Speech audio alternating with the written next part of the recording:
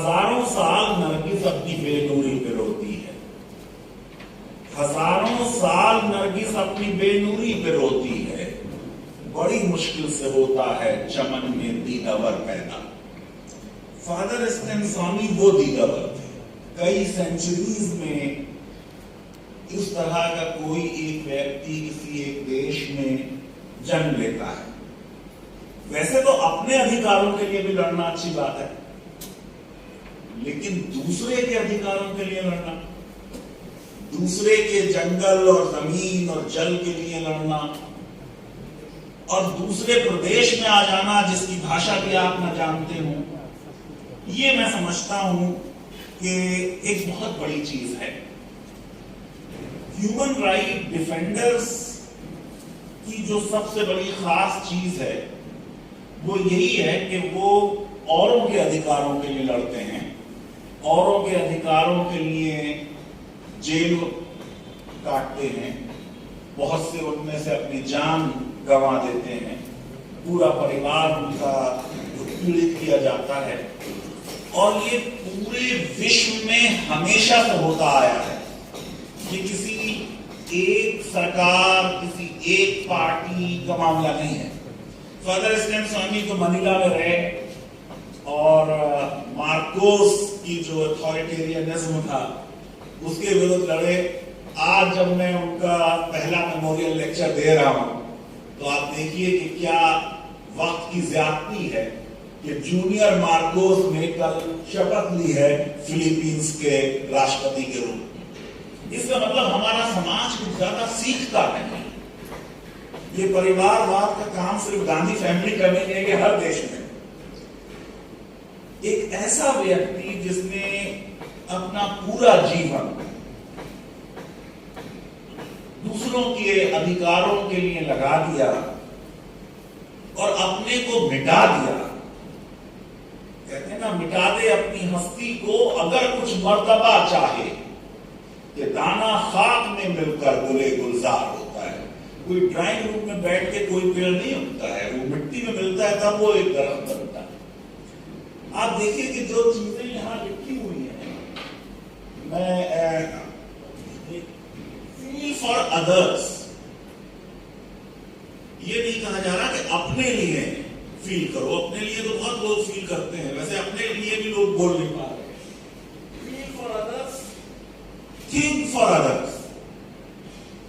That was Father Ismail Swami's vision to fight for tribal rights.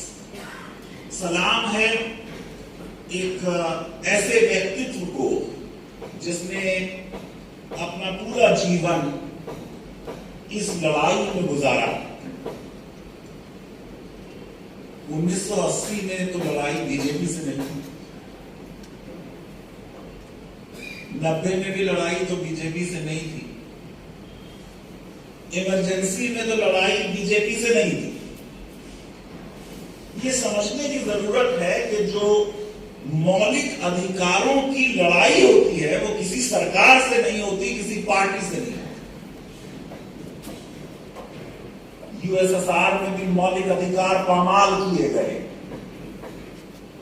China में भी पामाल किए जा रहे हैं, मुसलमानों के भी किए जा रहे हैं। ये मुस्लिम देशों की ज्यादती है कि वो चाइना से अपने बिजनेस इंटरेस्ट की वजह से और कॉर्पोरेट्स के इंटरेस्ट की वजह से बोल नहीं पाते। ये उनकी हिपोक्रेसी है। लेफ्ट गवर्नमेंट केरला में भी रही, वहां भी मौलिक अधिकारों का हनन होता है। बंगाल में भी बहुत साल रही, वहां भी मौलिक अधिकारों का हनन हुआ। इस्लामिक देशों में तो मौलिक अधिकारों का प्रोटेक्शन ही बहुत कम है।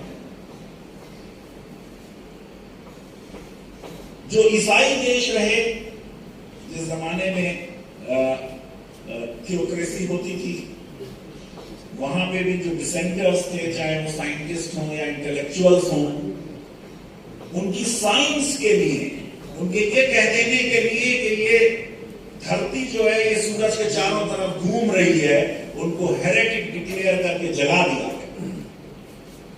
तो मानव अधिकारों की लड़ाई किसी विशेष दल से नहीं है, किसी सरकार से नहीं है, केंद्र और राज्यों की सरकारों से नहीं है। लिबर्टी, इक्वालिटी और फ्रेटर्निटी का नारा देने के बाद फ्रांस की क्रांति हो गई। उस क्रांति का चाइल्ड कौन था? Napoleon Bonaparte.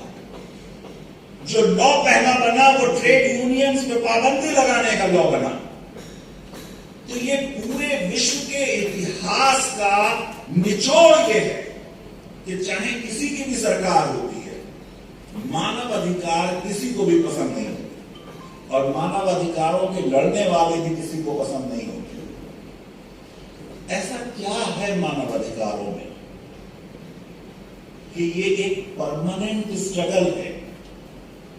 जिनको हम ये समझ के लाते हैं कि वो मानव अधिकारों की रक्षा करेंगे in the name of liberty और इक्वालिटी और फ्रेटर्निटी, वो भी वैसे ही साबित होते हैं जिनको हटाया होगा।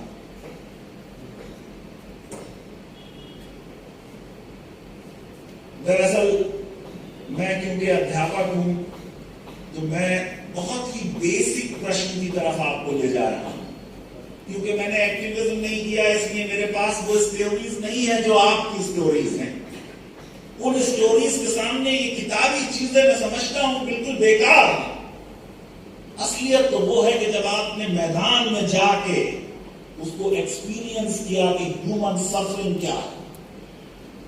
लेकिन फिर भी ये प्रश्न आता है कि क्यों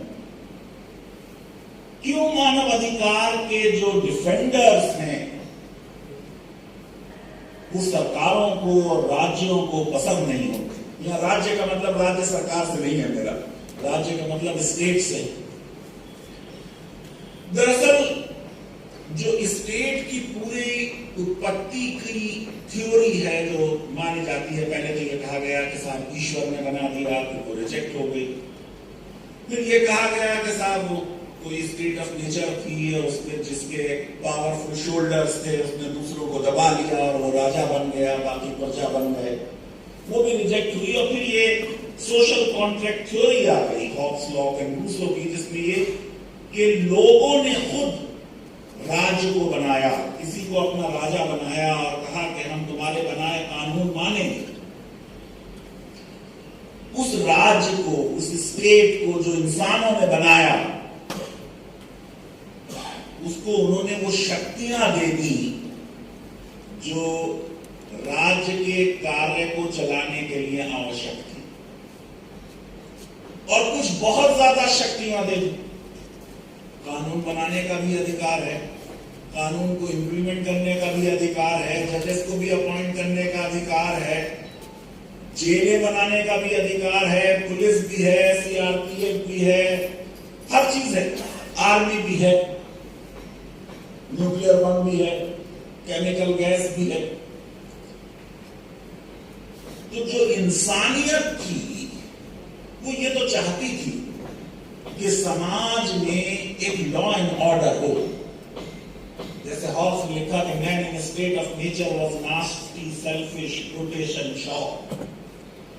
कोई लॉ एंड ऑर्डर नहीं था, कोई किसी की संपत्ति पर कब्जा कर ले, कोई किसी की जान ले ले। लेकिन इस लॉ एंड ऑर्डर को लाने के साथ साथ इंसान की एक और जरूरत थी, और वो जरूरत थी आजादी, वो जरूरत थी स्वतंत्रता। In addition of being governed well, humanity wanted to be free. अब जब सबसे ज्यादा पावर्स आपने राज्य को दी तो राज्य तो बेस्ट पोजीशन में है उन शक्तियों का दुरुपयोग करने के लिए। कानून बनाने का अधिकार दिया आपने, देश का सोना पहली गल्फ वॉर में गिरवी रखा जा रहा है और संसद के सांसद बैठकर अपनी सैलरीज बढ़ा रहे हैं। सैकड़ों ऐसे कानून बने जिनसे स्वतंत्रता कंप्रोमाइज हुई। यूपा कोटा का जिक्र किया, झारखंड में तो अक्सर ऐसा हुआ। हमें गम है कि फादर स्वामी को 83 ईयर्स की एज में गिरफ्तार किया गया। यहाँ कईयों को किया गया, 70 और 75 साल की उम्र के बूढ़ों को और 10-11 साल और 9 साल के बच्चों